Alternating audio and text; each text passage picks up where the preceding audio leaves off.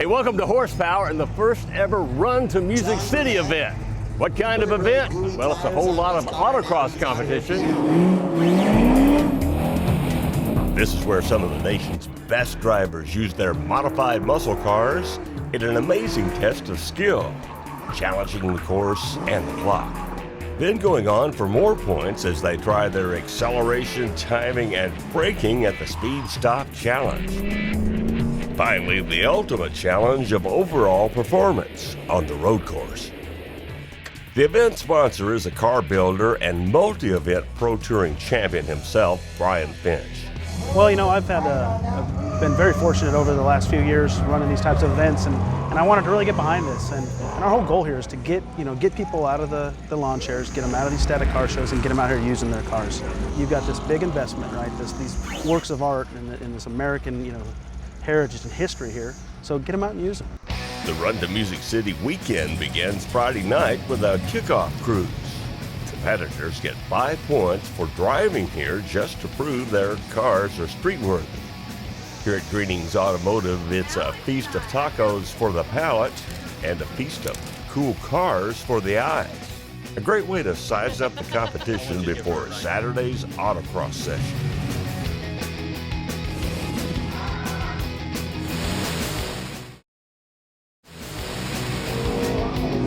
Fortunately for the rest of the contestants, Brian Finch played but disqualified himself from competition.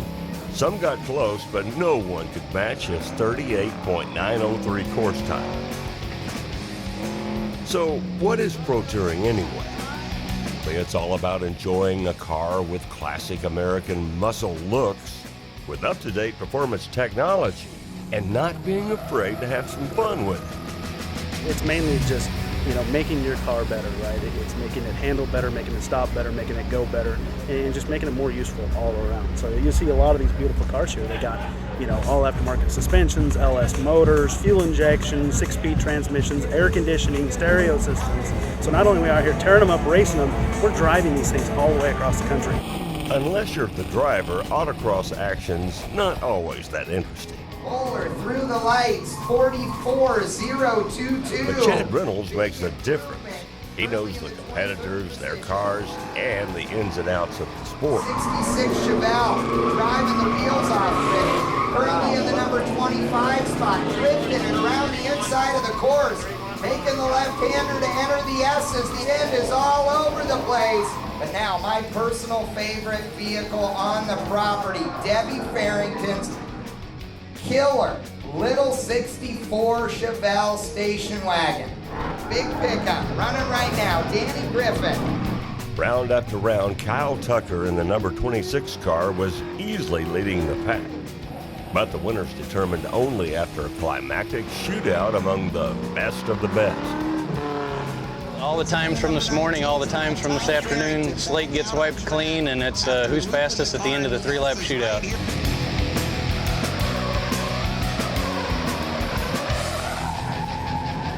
In the shootout, some killer runs with impressive times, but the winner, well, who else but Tucker, whose 39.394 was a full second over anyone else. Of course, to win all the marbles, you gotta score well in the upcoming Speed Stop Challenge and ultimately on the road course. Hey, welcome back to Horsepower. All right, you ready to master the autocross course yourself? Well, nothing like learning from the master, right? There's his car, let's put him to work. As sponsor of the Run to Music City, autocross champion Brian Finch has a special mission. He wants to get more car people out to events like this for an addictive taste of autocross thrills. That's why he's giving free rides and free advice on how to navigate all these cones.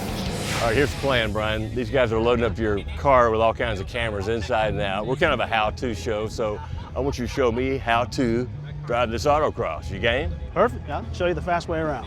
Okay, we might learn something here. I'm gonna ride with you now. All right, no screaming. The main thing you want to look at is, when I'm going into a turn, when I'm already in the turn, I'm not even worried about that turn. That turn's done for me. Even though I'm not through it yet, it's done for me because I've already set my car and it's going to be what it's going to be. I'm looking at the next turn or even the next turn beyond that down.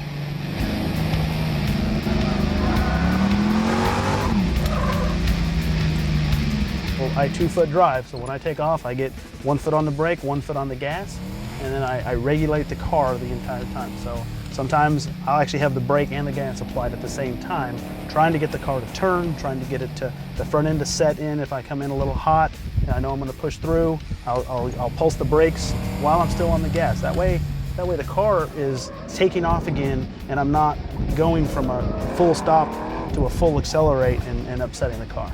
If you get it a little bit out of shape, I guess the tendency for a lot of people when they first start is to slam on the brakes, or either hit the brakes or lift. And as you'll see, I mean, the main thing to do when you get out of it is just try to drive through it. For the most part, I think in some of these turns you'll see that we can actually drive through a slide. The car will get out of control, give it more gas, drive through it, and end up just fine.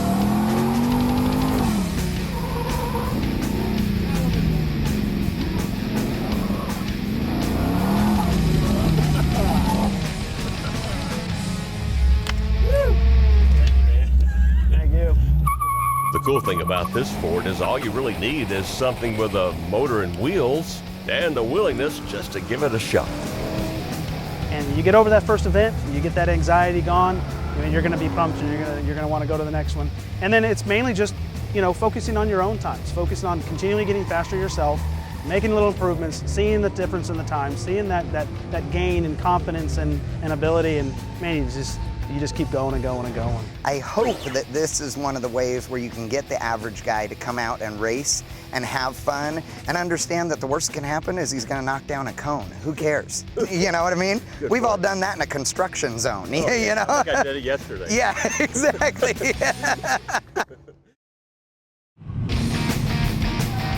People want a versatile car. They want that iconic muscle car look, but they want the car to be a supercar at the same time. They want it to be comfortable inside. They want it to handle well. They want it to stop well. It's really the whole package these days. That's Kyle Tucker praising the virtues of pro touring and events like this Run to Music City weekend. He ought to be happy.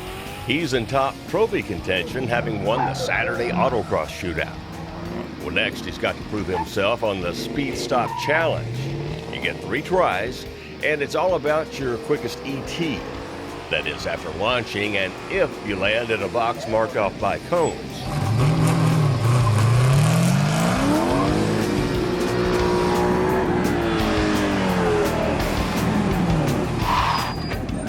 The winner, a guy named Harry Hinkle in a late model bone stock Corvette.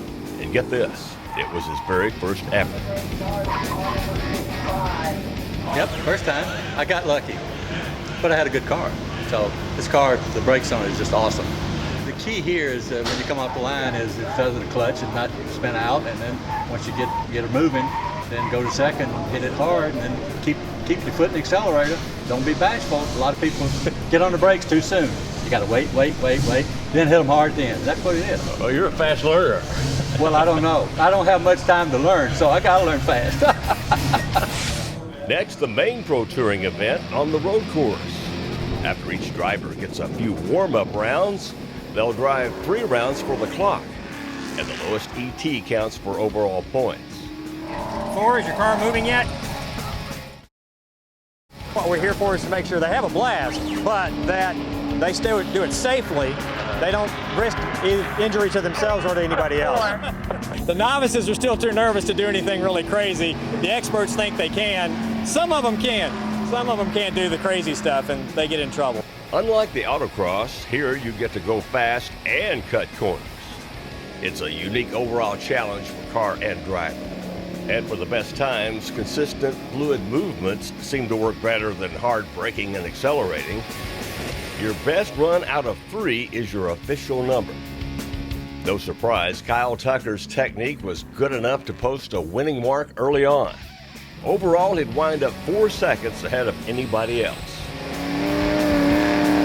It's been a great weekend. There's a lot of friends out here, a lot of good cars, great weather. It's just been a great weekend. And yeah, we came out to win, but 2 out of 3 ain't bad, I guess.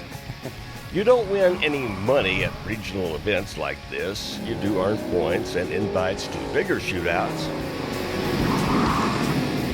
Optima Batteries has put up an invitation to the Optima Batteries Ultimate Street Car Invitational in Las Vegas this year. and you have a great time with your muscle car. You work on it, you make it better accelerating, better braking, a better handling hot rod. That's Pro Touring. You're watching Horsepower. For a DVD copy of this episode, just go to PowerBlockTV.com and order your copy for just $5.95 plus shipping and handling. Start your own Horsepower collection, delivered right to your door from the Power Block. Hey, welcome back to Horsepower. Seems like we all got something in common these days, the desire for maximum performance at the lowest possible cost. Let's face it, V8s are great, but skyrocketing gas prices are not. That's why more and more guys are going with V6s these days, like the 2012 Mustang.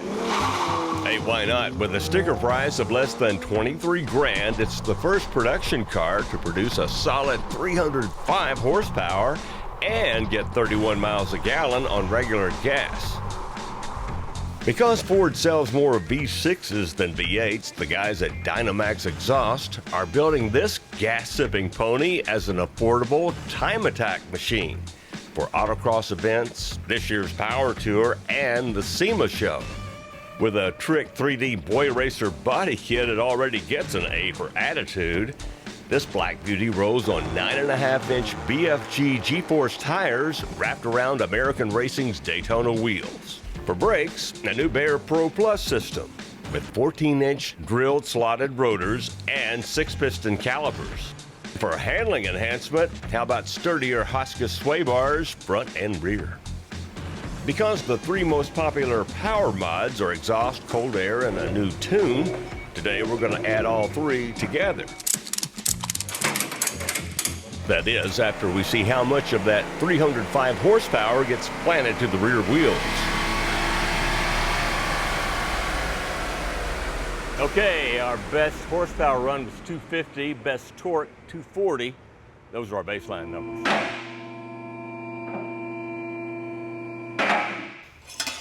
This will be the very first 3.7-liter V6 Mustang we've gotten our hands on here in the shop. And just like its GT cousin, you can always free up horsepower if you can make it breathe better.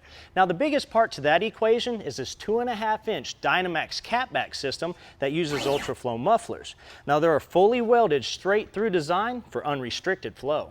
And continuous roving fiberglass absorbs high frequency sound while producing a deep performance tone. The system is a direct fit from the converter back, so it's pretty much a breeze to install. You won't have to worry about the system corroding because Dynamax uses 100% 409 grade stainless steel and backs it with a limited lifetime warranty and 90-day money-back guarantee. Another option could be this. It's their clamp-on stainless axle-back system featuring Dynamax's new VT muffler. The exclusive VT technology uses a calibrated valve that tunes the flow depending on the engine's RPM. That makes for drone-free performance without giving up horsepower or sound. It flows up to 2,000 CFM and between 40 and 120% higher velocity than comparable performance mufflers. To bring in more air and complement the Dynamax system, we're adding an AEM cold air kit.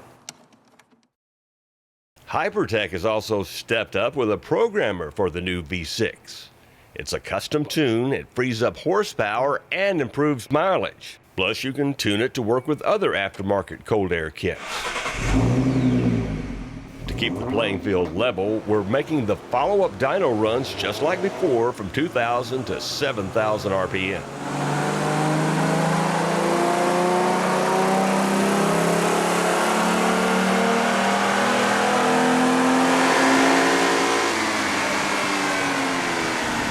More horsepower and torque in the follow-up runs, but the real story's in the graphs, and, well, you got to see this.